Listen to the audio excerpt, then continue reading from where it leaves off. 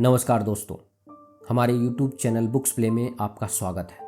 आज हम बात करने वाले हैं जोसेफ मर्फी की किताब the miracles of your mind की। डॉक्टर जोसेफ मर्फी की लिखी गई पुस्तक the miracles of your mind में लेखक ने अवचेतन मन की शक्तियों के बारे में बताया है, जिनका प्रयोग करके हम अपने जीवन को चमत्कारिक रूप से बदल सकते हैं। दोस्तों, ये वीडियो का 8वां पार्ट है। इस वीडियो के अगले पार्ट का लिंक नीचे डिस्क्रिप्शन में दे दिया हूँ। इस वीडियो को देखने के बाद आप बाकी पार्ट्स को जरूर देखें। तो चलिए शुरू करते हैं। अध्याय 5, वैवाहिक समस्याओं में अवचेतन मन का इस्तेमाल कैसे करें। दोस्तों, तलाक रोकने का सबसे अच्छा समय विवाह से पहले का होता है। आपके भीतर छिपी शक्तियों का अज्ञान ही आपकी तमाम वैवाहिक मुश्किलों का कारण है।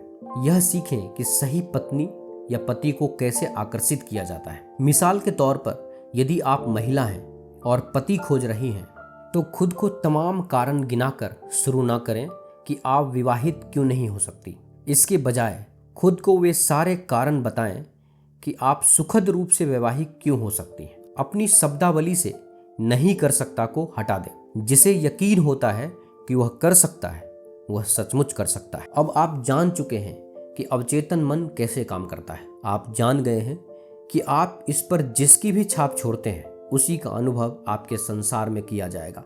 अभी अपने अवचेतन मन पर उन गुणों और विशेषताओं की छाप छोड़ना शुरू करें जिनकी आप किसी व्यक्ति में प्रशंसा करते हैं। इसकी एक तकनीक यह है, रात को अपनी हत्थेदार आराम कुर्सी पर बैठ जाएं, अपनी आंखें बंद कर लें, अपने शरीर को शिथिल कर लें और बहुत शांत, निष्क्रिय तथा ग्रहणशील बन जाएं। अपने अवचेतन मन से बात करें और इससे कहें, मैं एक ऐसे पुरुष को अब अपने अनुभव में आकर्षित कर रही हूँ जो सच्चा, ईमानदार, वफादार, दयालु, आस्थावान और समृद्ध है। वह शांत और खुश है। ये गुण इस वक्त मेरे अवचेतन मन में उतर रहे हैं। जब मैं इन गुणों पर मनन करती हूँ तो वे मेरा हिस्सा बन जाते हैं। मैं जानती हूँ कि आकर्षण का एक प्रबल अकाट्य नियम है, और वह यह है कि मैं अपने अवचेतन विश्वासों के अनुरूप पुरुष को ही अपनी ओर आकर्षित करती हूँ। मैं उसे आकर्षित करती हूँ जिसे मैं अपने अवचेतन मन में सच महसूस करती हूँ। दूसरे शब्दों में,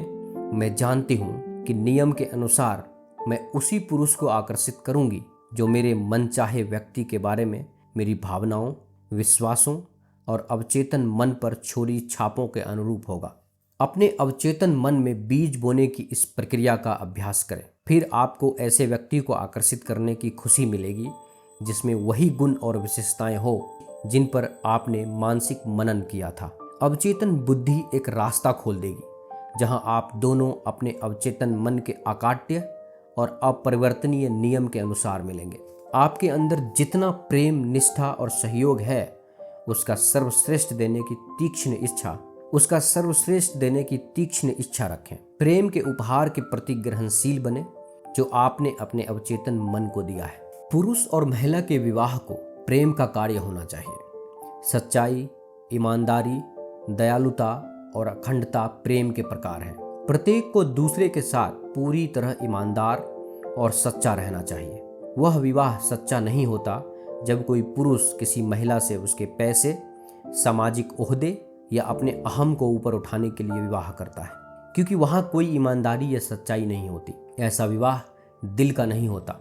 जब कोई महिला कहती है, मैं नौकरी करते करते थक चुकी हूँ, मैं तो शादी इसीलिए करना चाहती हूँ क्योंकि मैं सुरक्षा चाहती हूँ, तो उसकी बुनियाद झूठ पर टिकी है। वह मन के नियमों का सही तरीके से इस्तेमाल नहीं कर रही है। उसकी सुरक्षा चेतन व अवचेतन मन की आपसी क्रिया के उसके ज्ञान व अमल पर निर्भर करती है। मिसाल के तौर पर, अगर कोई महिला इस किताब के अध्यायों में बताई गई तकनीक पर अमल करती है तो उसे कभी दौलत या सेहत का अभाव नहीं होगा। उसकी दौलत उसके पास उसके पति, पिता या किसी अन्य व्यक्ति से परे स्वतंत्र रूप में आ सकती है। महिला स्वास्थ्य, शांति, खुशी, प्रेरणा, मार्गदर्शन, प्रेम, दौलत, सुरक्षा, प्रसन्नता या संसार की किसी भी चीज के लिए अपने पति पर निर्भर नहीं है। उसे सुरक्षा और मानसिक शांति अपने भीतर की आंतरिक शक्तियों के ज्ञान से मिलती है। उसे ये चीजें सृजनात्मक तरीके से अपने अवचेतन मन के नियमों के लगातार इस्तेमाल से मिलती है। जाहिर है, पैसे के लिए या किसी से हिसाब बराबर करने के लिए शादी करना एक स्वांग है। एक नाटक है। एक पुरुष और एक महिला को इस अर्थ में व्यक्तिपरक दृष्टि से एक होना चाहिए कि सच्चा प्रेम या एकत्व का एहसास प्रबल हो। दूसरे शब्दों में, दो हृदय प्रेम, स्वतंत्रता और सम्मान में एक हो जाएं। लेखक कहते हैं, बहुत से लोगों ने मुझसे कहा है, ओ हम एक दूसरे से प्रेम करते हैं, हम विवाह करने की झंझट क्यों पालें। इसका जवाब असाधारण रूप से सरल है। हम अवचेतन रूप से जिसे सच महसूस करते हैं और मानते हैं, वह हमेशा संसार के पर्दे पर वस्तु के रूप में नजर आता है या प्रकट होता है। इसीलिए यह तर्क झूठा और कपटपूर्ण है। मन का नियम है, जैसा भीतर वैसा बाहर। आइए किसी ऐसे पुरुष या महिला का प्रकरण लेते हैं जिसने सचमुच गलती कर दी है और अब वह पाती है कि उसकी शादी एक ड्रग एडिक्ट के साथ हो गई है। वह काम धंधा करने से इनकार करता है, पत्नी को उसे सहारा देना पड़ता है, पति निर्मम और क्रूर है। यह सच है कि महिला ने अपनी मानसिक अवस्था के कारण ऐसे पुरुष को आकर्षित किया, लेकिन वह अपनी खुद की मनोदशा या अज्ञान द्वारा बनाए गए दुख के संसार में जीने के लिए अभिशप्त नहीं है। अगर उसने सही तरीके से अपने अवचेतन मन का इस्तेमाल किया होता तो यह नहीं हुआ होता। मुझे यकीन है कि अगर आप गटर में गिर जाएं, शायद केले के छिलके पर फिसल कर, तो खुद की निंदा करना और गटर में पड़े रहना मूर्खतापूर्ण होगा।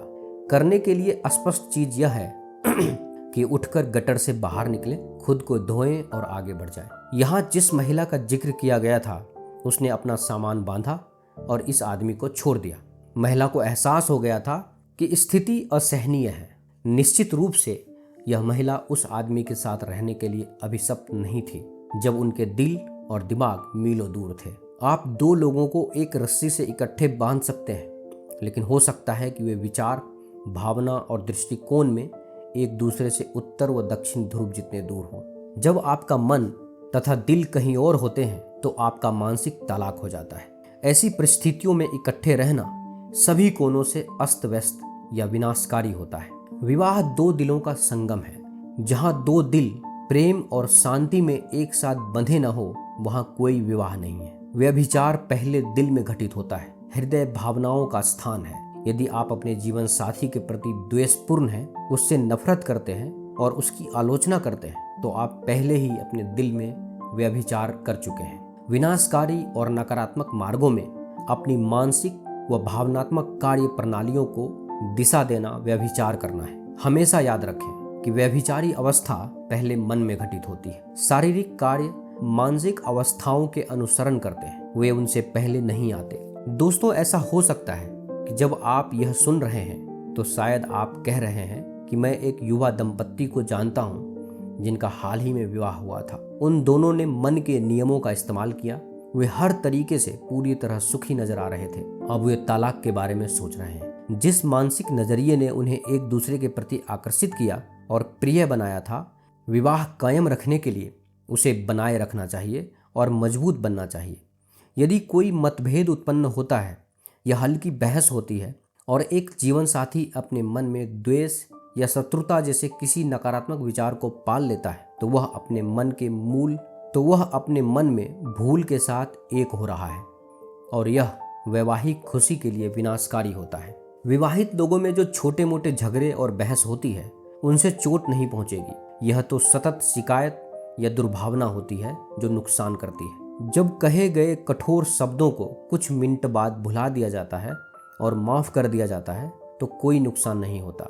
खतरा तो तब होता है जब आहत होने की भावना लंबी चलती है। यदि कोई इंसान चिंता करना शुरू करता है और अपनी पत्नी द्वारा कही या की हुई चीज़ों के कारण उसके खिलाफ अस्वस्थ मानसिकता बना लेता है, तो वह व्यभिचार कर रहा है, क्योंकि वह मानसिक रूप से कटुता में संलग्न है। यह मनोदशा विवाह को खतरे में डाल देगी जब तक कि वह अपने जीवन साथी को क्षमा नहीं कर देता और उसके प्रति प्रेम व सद्भाव संचारित नहीं करता।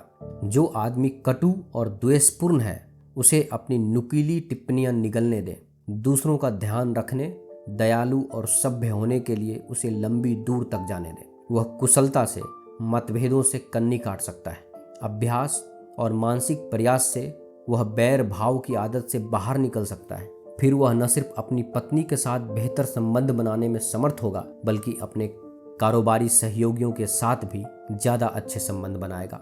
सद्भाव की अवस्था को अपनाएं। इससे अंततः आपको शांति और सद्भाव मिलेगा।